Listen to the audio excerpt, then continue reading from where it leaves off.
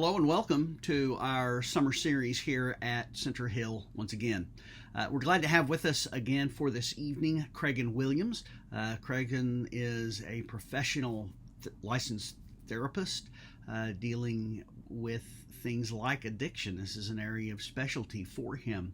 And so, according to our plan, the first two Wednesday nights of the month, we're having a professional to speak to us from their area of expertise. Then the remainder of the Wednesday nights in the month, we have a preacher speaking to us as the same kind of subjects, though, relate to the Bible and from a biblical perspective. And so, for instance, next week we'll have Tim Piles, who preaches for the Broken Arrow congregation, which is a suburb of Tulsa, Oklahoma. And so, but tonight, though, Craigan is going to continue this discussion of addictions, and a lot of valuable information presented for us last week. But tonight, the subject of addiction, as he's going to explain, is going to shift from substance like alcohol, opioids, prescription drugs, other things, to what he calls process addictions. And so, talking about things, first thing he talks about is technology.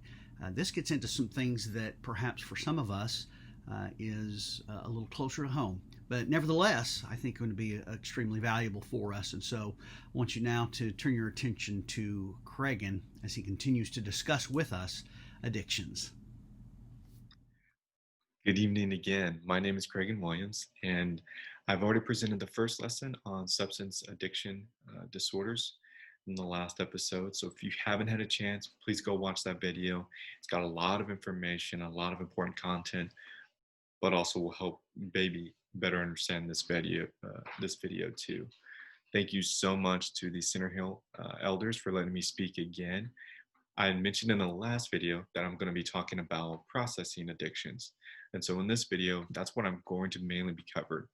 At the end of this video, I am going to probably go over some common questions about addiction in general, whether it is substance or process addiction. But mainly for this video, I'm going to be covering processing addictions. So let's get to it. The first one I want to really start off with is technology. Technology is really a vital part of our lives. I'm doing it right now. And so this is one of the pros and benefits of technology, is the ability to still communicate, to still have some form of connection with other people. Now, let me backtrack here for a second. I'm sorry. Before I even get into technology, let me just clarify again the difference between process addictions and substance addictions. Process addictions are what we're going to look at is more so of what's an unhealthy relationship with it. It's not in the same aspect of substances, where substances is something we can really abstain from. You don't need alcohol to live. You just don't. You don't need nicotine. You don't need marijuana. Definitely prescription pills or different types of hallucinogens, LSD, those types of things. You don't need. You don't need to live. Now, I won't get into the verbatim of how much is too much with maybe like Tylenol or ibuprofen or those things. Obviously, there's a recommended dose on the back of it, and they do help when there are times that it is useful, needed, or recommended by a doctor. But in the large sense of we're looking at the substance itself, you can live without. You don't need it. Abstinence, that's why there's substance use disorders. Processing addiction, again, is about the relationship between the two. And what we're really looking at is, okay, what is healthy, what is not? The main four that I'm going to really try to cover in this video session is A, technology, and I've already kind of jumped into that one, so I'm going to jump back into that one in just a second. We're really going to talk about food. That's another part. I'm going to talk about money. And then the last one is going to talk about sex. And I will clarify what I mean by that towards the end. So let's jump back into technology. So when I'm talking, again, back to technology, I really want to cover the essence of this is a common thing that is used on a daily basis. It's really hard. It's not it's not doable, but it is really hard to kind of have uh, some use of a normal life without it. And mainly I'm thinking of our society so today is so dependent upon technology and just applying for jobs, college applications, sometimes just finding out what's going on with the news, the weather, um, different media outlets such as CNN, Fox. And so really, again, wanting to cover what is a healthy relationship with it and what is not. So first, let me start off with just this. When we use technology, one, we need to know a little bit of why we're using it.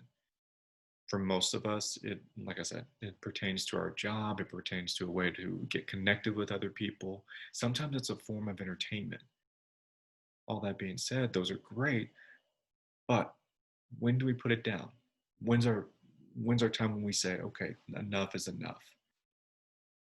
Those are going to be some of the biggest questions I ask, especially in the form of technology, because that is the most appropriate question to ask. So when we're looking at, okay, your relationship with your phone, for the for our first example, is it the first thing you grab in the morning? Is it the last thing you grab before you go to bed? I ask these questions because one, just like this computer screen that I'm talking to, just like the television, just like my phone, they emit what is called a blue light. And what that does is it really affects your sleeping.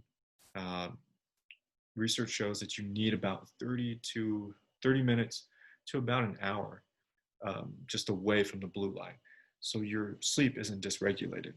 So now imagine if you're someone who is constantly looking at your phone right before you go to sleep.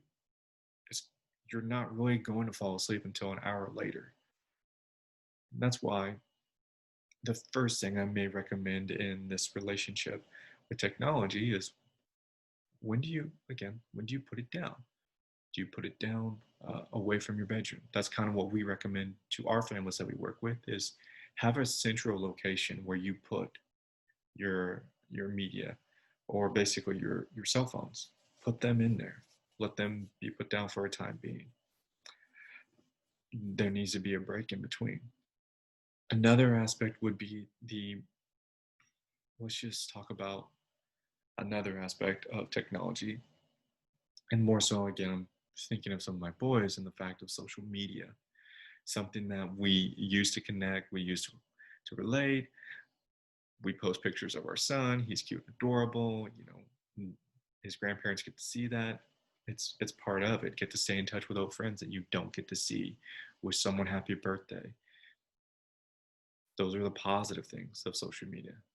Sometimes the negative things of social media can be a distorted body image or an unrealistic expectation of life.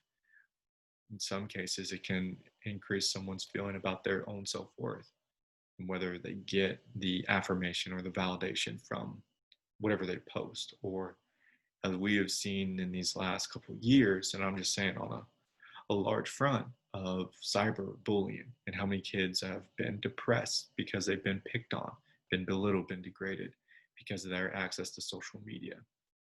So the International Journal of Computer Science and Engineering did a little bit of a study back in October 2017.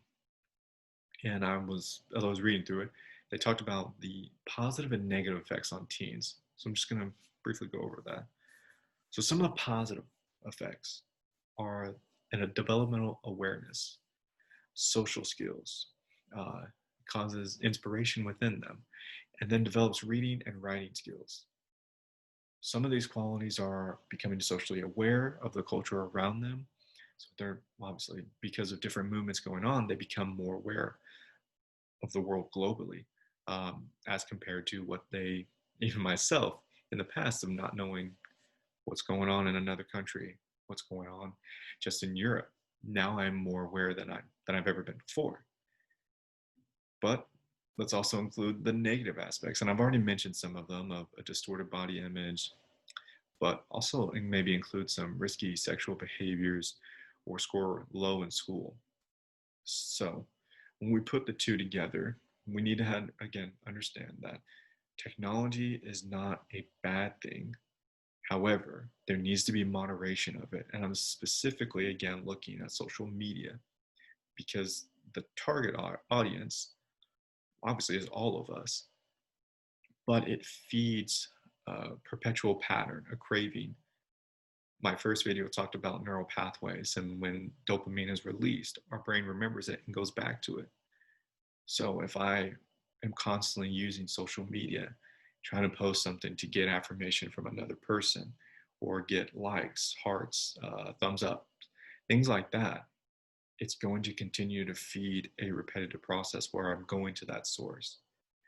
Yes, I don't know the video and I apologize about that. But some social media apps have actually, and I know YouTube has done this, that they have stopped when you scroll to a certain extent. They'll tell you that you've reached the end of that page because it's almost a continuous scroll and you can be on there for hours and not even realize it. So again, technology is part of our lives, but we need to have it in moderation. So the big proponents, I'm going to say, for just technology, if you are worried that you struggle with being on social media too long, or you struggle with just being on your phone, or you are wanting your children to have a better, healthier relationship with their phones or just technology, here would be some guidelines that I would do. I've already said it, but I would set a timer or a time when your phone is available to you, but also then put it down. If you want to have a central docking unit, maybe on your kitchen countertop at 9 p.m., put your phones in there, put them down, and that be it. One, so you can spend some quality family time. Two, you're not worrying about your kids being on their phones late at night and then interrupting their sleep cycle. But also, you're getting some sleep too, not worried about the buzzing or anything like that. Now, I've heard people say before, but what if someone calls? What if someone texts me? Okay, if someone does call you and it's urgent, I would assume that you'll probably hear a ringing or you'll know. Uh, and if not, okay, then that's some of the natural things of setting boundaries is you may not get those phone calls or those texts and you can get to them in the morning. I would honestly think if it was urgent or dire, someone would get in touch with you. You'd be notified. But on a normal basis, that's not very common. The next thing I would say too is consistency with it. If you don't like having your phone at the kitchen table with your family, then make it a rule. We can't have our phones at the kitchen table, and then follow through with it, making sure everyone in the family knows this, and then putting some consequences in place if they're not following it. If they think, hey, I need my phone though. I don't think you do. You can take 20 minutes, 20 to 30 minutes and not have your phone and set it to the side. And then once we're all done eating, you have access to your phone. Again, it's about setting a boundary and what we call a little sandbox to play in. That way, everyone knows what the rules are. But as parents, we're following through with it too. And the last little thing I would encourage you about is understanding, again, the more so of why you're using the technology. And to step away from, again, the phone, but just technology in general. So obviously in my field, I'm looking at more so of the relationship again, but also what is it cueing you to? What are you soothing from or avoiding? Not every time you sit down to watch TV, are you avoiding something?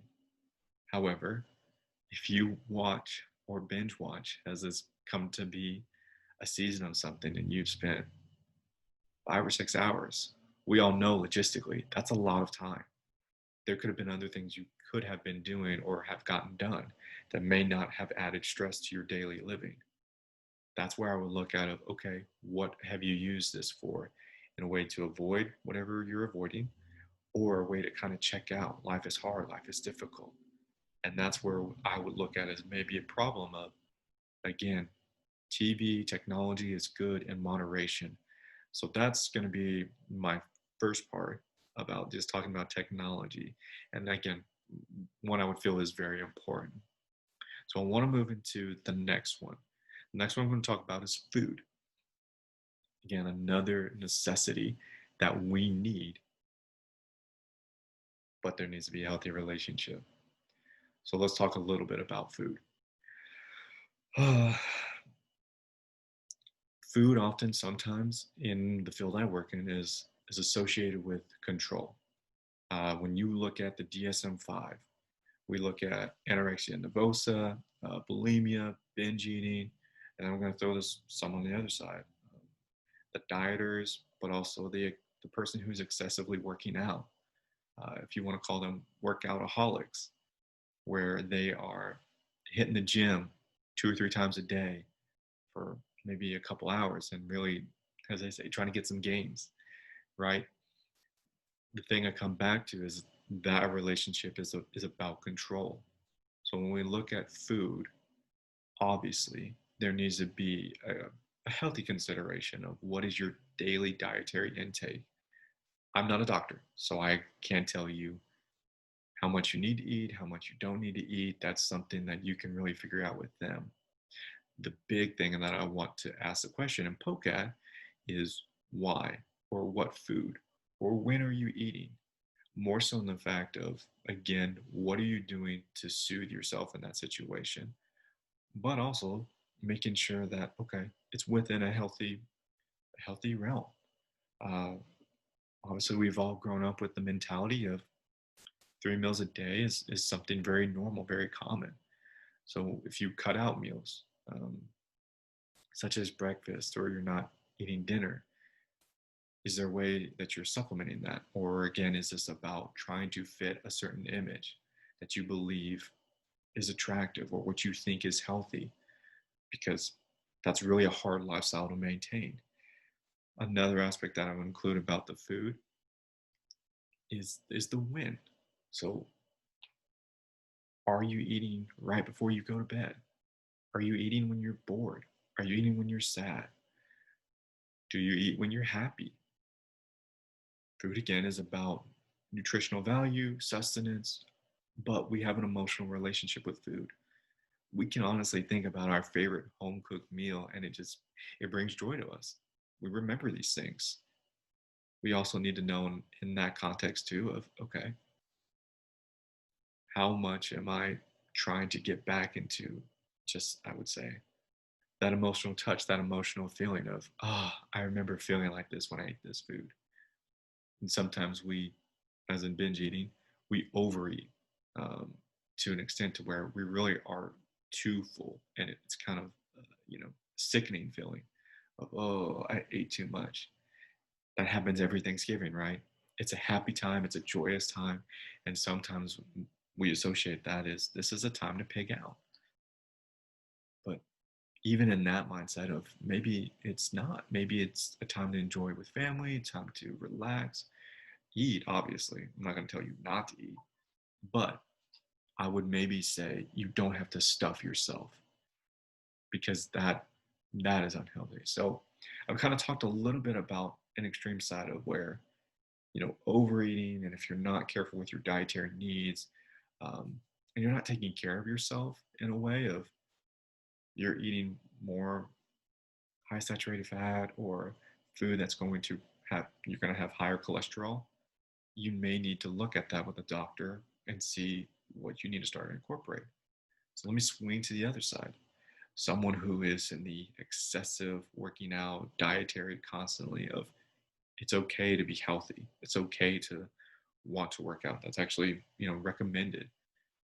What we do for our boys, at least I know at Capstone, we have them work out at least 5 times a week for about 60 minutes.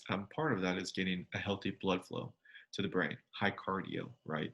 We're not so much interested in the fact of them getting big muscles. That's not what we're looking for. We're actually looking for their brain to get healthy dose of oxygen and start doing some repair. So when they leave, typically 2 to 3 times a week is good for about 60 minutes. So if you're someone who is doing that and then doing it, 2 or 3 times a day, 5 times a week, I may look at, okay, there might be an unhealthy relationship with working out. If you're constantly counting the calories all the time, there's going to be stress added to it. And also, you may be lacking in some nutritional aspects. Maybe you're not eating healthy fats. Maybe you're actually under eating, and your body is really kind of suffering from it. That's again not okay, and there's a relationship there, and it all comes back to what I can control. So if I feel like I'm in control of it, then I feel better about myself. Now, I'm going to do just a quick little sidestep here. So Vincent, his name is Vincent Folletti, and he was one of the main directors for what is called the A study. And he worked on this because he was in a food clinic, really trying to help people who had difficulty with eating disorders. And one of his clients, one of his patients, actually um, had dropped some weight. She had left, and then she came back, and she had increased her weight in a short amount of time. And he was kind of frantic and trying to understand a little bit of what was going on. As he went back and was talking with her, he found out that she initially had sexual abuse and some unresolved trauma. And so when he figured that out, he then started to treat his patients in a different way. And so, in that retrospect of more of his patients, he came to find out had some form of sexual abuse or some form of unresolved trauma. So when I come back to the food aspect and when I say control, I associate that with this is maybe the first thing I can control in my life. It's the first thing either I found comfort in after a really bad traumatic experience, or it's the thing I try to control the most because I have this distorted view of myself.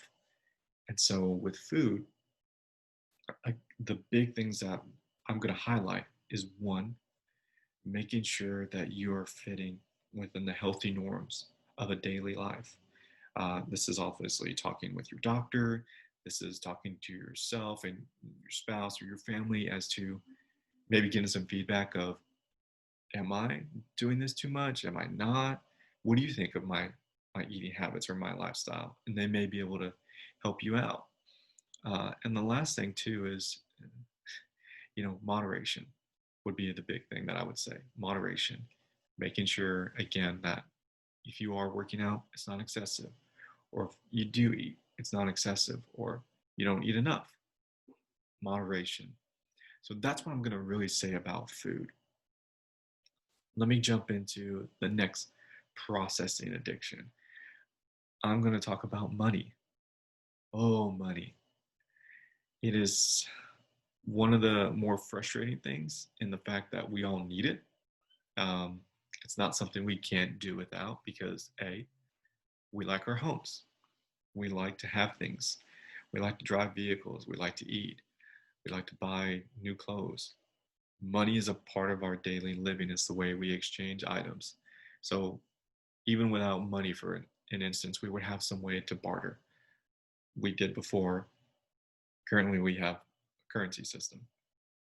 So when I talk about money, I am talking about the control. I'm also going to be thinking back to the release of dopamine in the brain. And so I'm going to bring up a couple examples of money during this portion of the video. So gambling, it's a big deal. It's very prevalent. We have a city, Las Vegas, that is very known for some of its lifestyle, but obviously some of the main attraction too is the casinos. There's a sense of rush. There's a sense of anxiety, the thrill of getting the big win, right? How many times people play the lottery just in the hope of winning the Powerball. Um, I say all that because sometimes money in and of itself can be a very attracting, but it's also maybe a reminder of what I don't have, what I wish my life could be like, setting us up in some aspect to fail because either we're not content with the life we have, and so we're looking for something else, or I guess the other side would be the discontent in the fact of I want more and I don't have enough and continually craving those things. So a really good book that I've currently been reading, Money Drunk, Money Sober, very good book, really kind of does some different examples of people who maybe think that they have money issues and really wants to take a look at, okay, do I have issues with money? It's a good book. If you have a chance, go read it. And if you really are concerned about your finance, that would be a book. I would also recommend The Money Makeover by Dave Ramsey. I know he's very helpful and has helped a lot of people, something that Jen and I have used during the course of our marriage to look at our own finances. So let's come back to the money. So money, again, is tied to control. I think it's also tied to relationship and how I kind of view and treat myself. Different people struggle in different ways. For some common examples, we might have someone who is maybe an occult compulsive spender in the fact of they feel very justified in buying items for themselves. Maybe they already have it. They also may have grown up in more of a poverty mindset, right? They didn't have the means to take care of themselves, or they want to treat others a little bit better than what they got treated. They're not bad people, but this is obviously some of the things that they grew up with. So, on the other aspect, we may have someone who's in the more poverty mindset, in the fact of they're always holding on to money, always saving it just in case for a rainy day. And that goes back to a fear of maybe not growing up with money. And so they have found a job that's very, very good, pays well, but they will save it and they won't really buy maybe nicer things for themselves. In an aspect of they're waiting for the shoe to drop off. And then maybe you have people who maybe enable those behaviors of, constantly helping out people. And I'm not saying don't help out, but sometimes we won't allow people to face natural consequences because our own fears, or the the fear of losing the relationship with that person when they come asking for help. Sometimes for those people, I don't know, especially in Money Drunk, Money Sober, some of that is allowing for natural consequences to come in place of, if someone has a gambling disorder and has not learned that you're not going to be able to win this big bet, or you need to pay your bills, you need to eat, you need to do these things first, I'm probably not apt to give them more money knowing that they're probably going to go use it and try to gamble with it. I probably won't do that if I know they have this. It's not me being a bad person, it's me setting a boundary and trying to really help protect this relationship, because I really don't want to resent them later when I know, okay, this money is probably going to go to this. I'm not going to give them any money. But maybe I could help in another way of maybe buying them some food, maybe just for a time being, or telling them, hey, here, go talk to this person about it.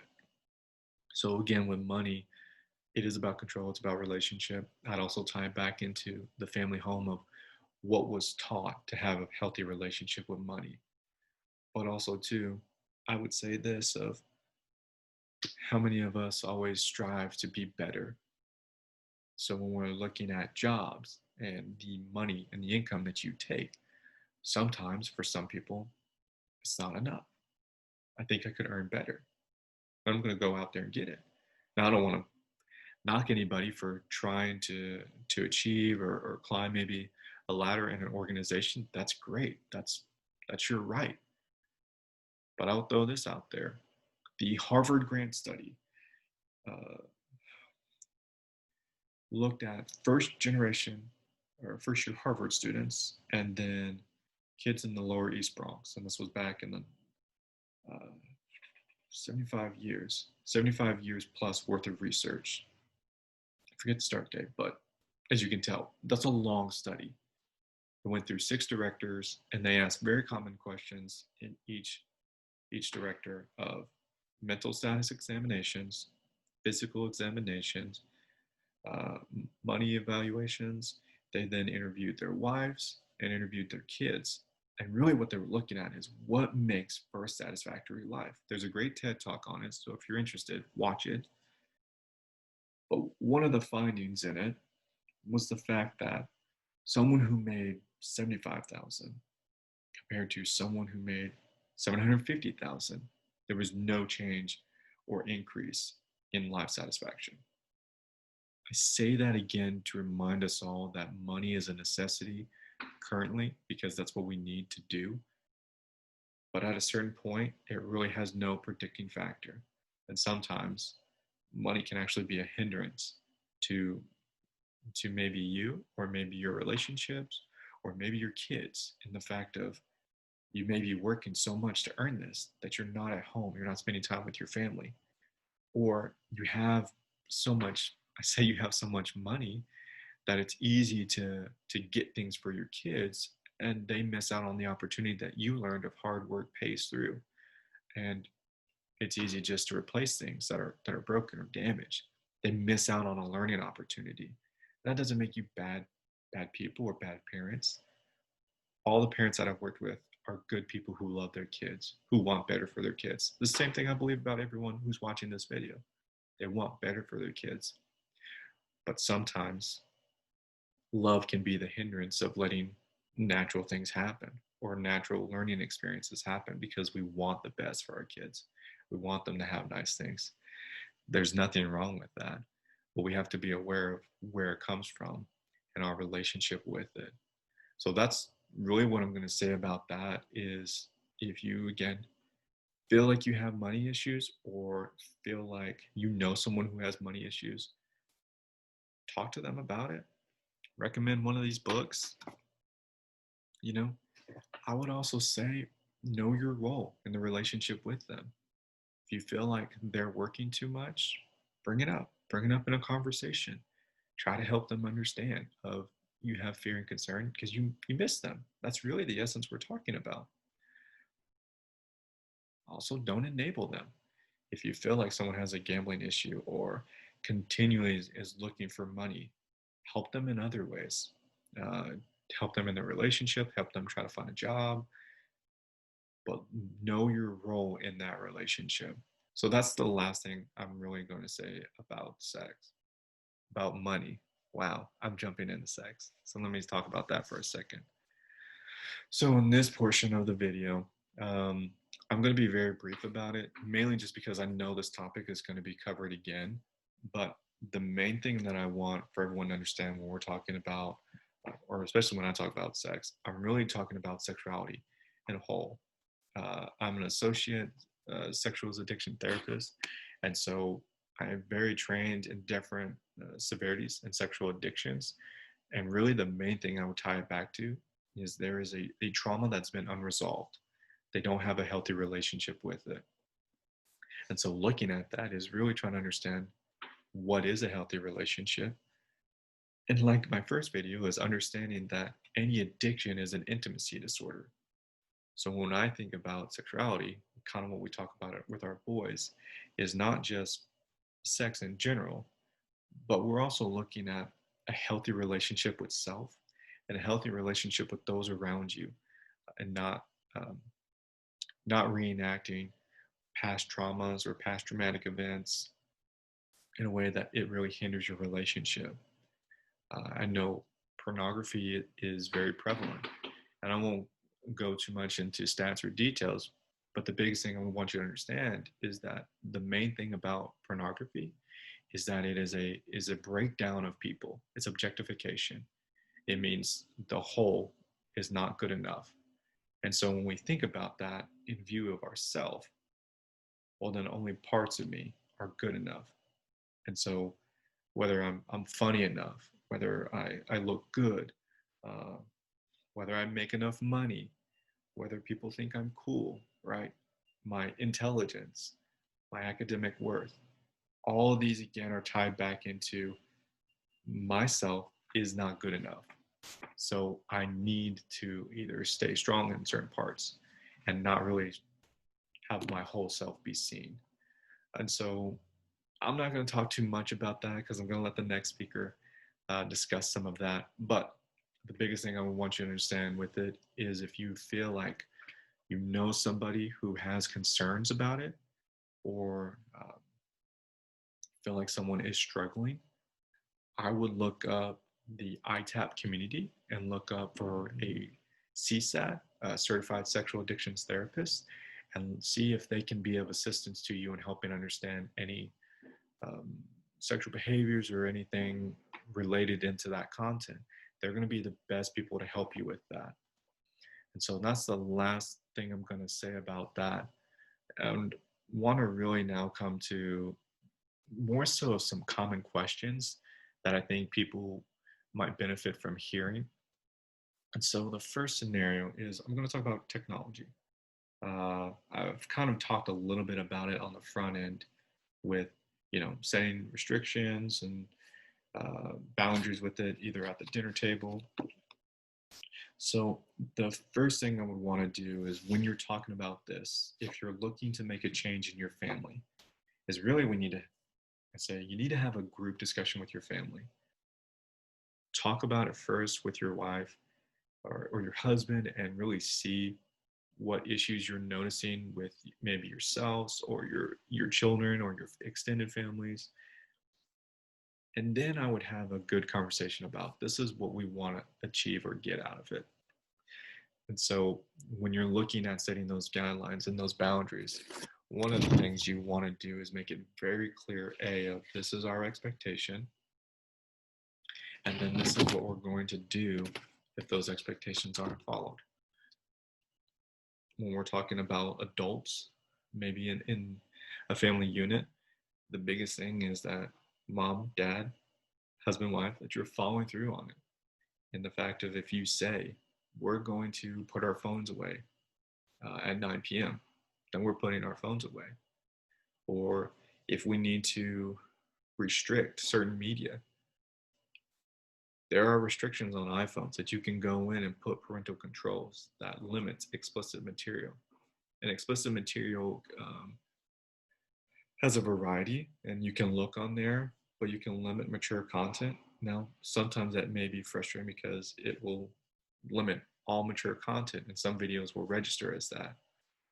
Well, that's a conversation that you would have to have with your kids and discuss a little bit of the video, but also too certain social media aspects. So if your child wants certain social media, I know TikTok right now is a very big social media application. I don't have it.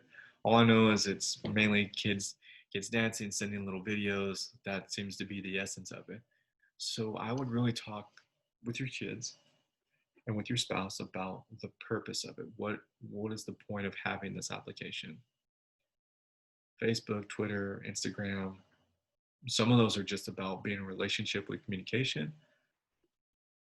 But there are times when you don't need all the new social media apps. You just don't. And so I would definitely say, okay, why do they want this app? What are they really getting from it? But I would also have healthy conversations about it, whether there feels like there's conversations that you don't think your kid should be having, or they're always getting distracted by it. And then I would have again consequences for that of if it feels like you're spending too much time on it. Because you can monitor phones in the way of, okay, screen time will tell you how often your kid is spending time on certain applications or certain media. And you can see if you're spending a lot of time on social media. And if your grades are failing, well, maybe we need to help remove some distractions from you. We're going to we're going to delete this app for a time, or we're going to put our phone down at 9 p.m. So again, biggest thing is about the consistency and follow through with just including these new restrictions with your family. So that's kind of an example for technology. And I mentioned some of this, but may be helpful to some of you parents. So the second scenario I want to talk to is I want to come back to the first video and talk about really substance use. So I know in Arkansas, obviously, just from my own experience and seeing what's around with like alcohol, nicotine are prevalent. I know prescription pills can be common. And so let's say for an example of someone who isn't a teenager, because that's mainly the population I work with. Let's say someone who's older. Craig, what would I do if I have concern or fears that this family member is using it in an inappropriate way? Well, the first thing is, one, I would be mindful of when they're using it and how often, how common it is. Um, and the fact of, is it meeting the 11 criteria? So are they always using it or looking to use? Is it taken away from maybe social events, or is it taken away from their job? Maybe they've been fired because of it. If you've seen other areas where they have been affected in a hazardous way, or maybe been pulled over for a DUI, those would be some warning signs. Seeing the change in behaviors, maybe the irritability, or switch into the in a good mood when they're using the substance to a very angry, irritable mood on the other side. And I would be mindful of those things. So if you're starting to see behaviors that are alarming, that would be key number one. Key number two is the fact of getting, one, a kind of safety plan together. So if you have concern, then maybe this is a time in to bring in more family members, maybe an interventionist, maybe set up a therapist appointment. And the fact of, you feel like this is a real issue and needs to be addressed. And then from there, that safety plan is going to include expectations, things that you're going to want to see from this person of, here's what we're going to do. Depending on what it is, maybe you need to do a substance program or a detox, and then meet with a therapist and start attending some recovery meetings. Celebrate Recovery is one, Alcohol's Anonymous is another, Narcotics Anonymous is another group meeting. Maybe they're actively participating in that and getting a sponsor, and they're notifying you. People who have family members in substance use may attend maybe a Celebrate Recovery, but also an Al-Anon, about family members who have family members in addiction. So you're finding a way to intervene and trying to get them to help.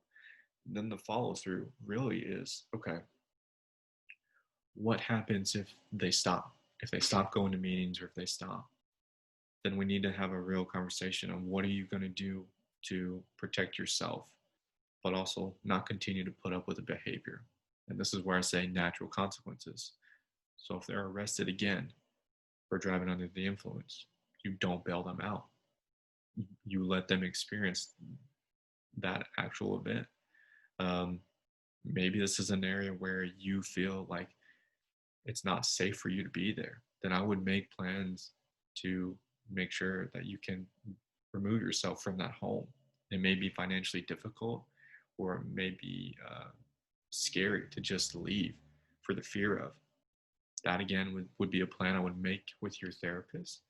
But I would also encourage too of, I would have a backup plan in case they're not following through with what they agreed to, because these are the natural consequences, and these are natural boundaries that we ask any of our clients to make.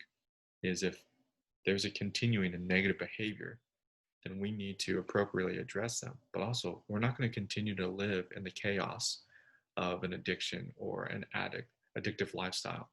And so that would be kind of some key points that I would highlight for anyone struggling with maybe a substance use disorder and how to best treat it. So the last one I really kind of talked about again with money, as maybe our last scenario, again, back to process addictions. So I've already mentioned this Money Drunk, Money Sober book. I've already talked about the Money Makeover.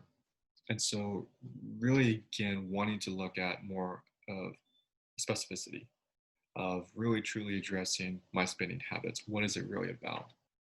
So I'm going to talk one more so about, maybe I've mentioned it before, more about the compulsive spending. So if you yourself or someone you know is someone who is dealing with this, the biggest thing that I would encourage you is to have an open and honest conversation of, I feel like you may have a money spending problem. Here are my reasons why. And it may allude to spending trends that you've seen. Maybe financially, you're really close to being in debt, and it's better to bring up a hard conversation now than to have a hard one later when you don't have any money. When you're having to have difficult conversations on, we can't pay the bills this month.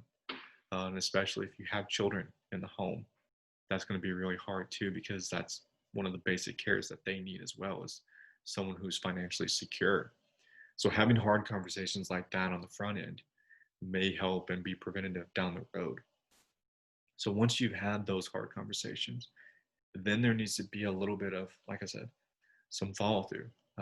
Maybe there needs to be a meeting with, I say, a counselor or maybe a financial advisor, and really, again, kind of leaning back on these people who are experts in this, but really understand too of your spending habits and the trends and what is really going on. Because it, for me, it's all about the relationship and the control and the purpose of the money.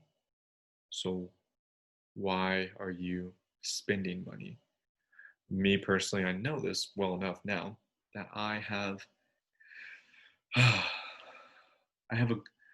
I have somewhat of a emotional relationship with compulsive spending myself. I love a Coca-Cola.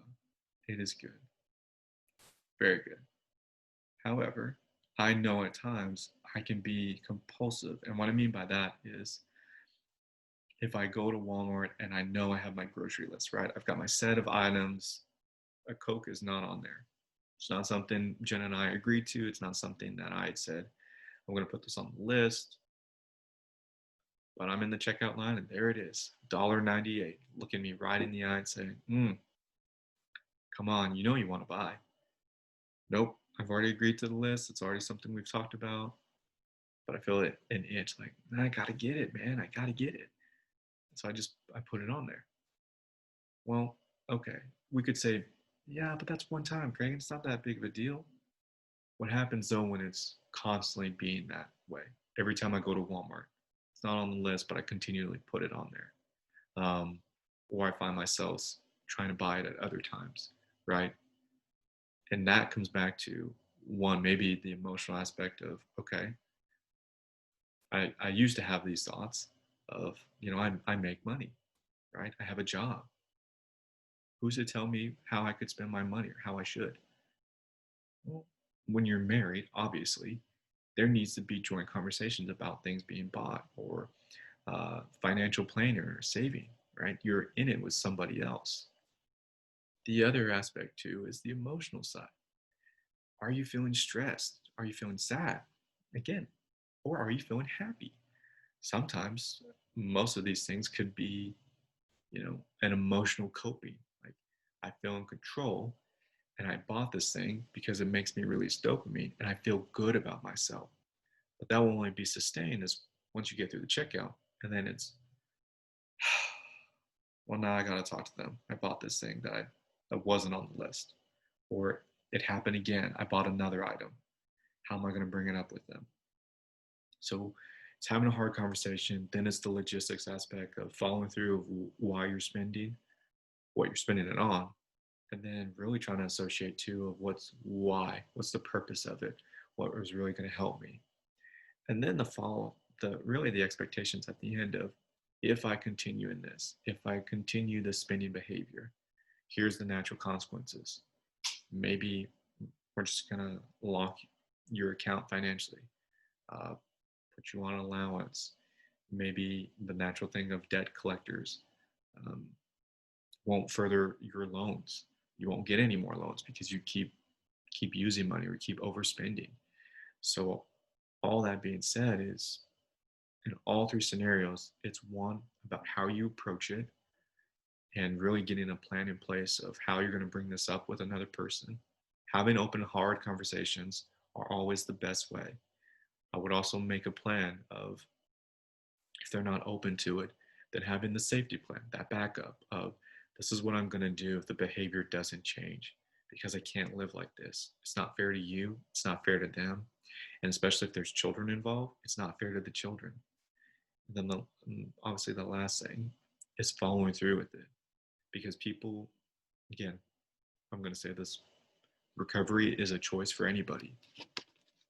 And so if I'm choosing to do something different, if I want to really make a change, here's what I still expect. Here's what I still want from you. And I'm going to be going forward. Now, they're not going to be perfect. They're going to make mistakes. And this is where I've asked honestly of you of what does it look like to walk with them and be a supportive role, but also too making sure that they're getting the appropriate help with, obviously, I'm going to say a therapist, or if they need more care, that they get it at the appropriate level. We call it triage. And so some things can be met on an outpatient level. Maybe you need to increase it to a type of program, or there are programs that are intensive outpatient and you meet 3 to 4 days a week. And so really what your role is to be one supportive and have expectations of yourself or of your family members, and then really follow through with those expectations and really make sure that this is not a joke. Like, something needs to change for our family, because if you don't, it will continue just to be the same or get worse over time. And I don't want that for anybody, and I definitely don't want that for families and for their children to have to go through. So I hope those scenarios kind of answer some questions that I commonly get asked, but I try to really sort into maybe 3 possible scenarios. So really thank you all for listening to this video. Thank you again for having me. I really do appreciate it. And that's all I'm going to say. Hope you have a blessed night. Bye.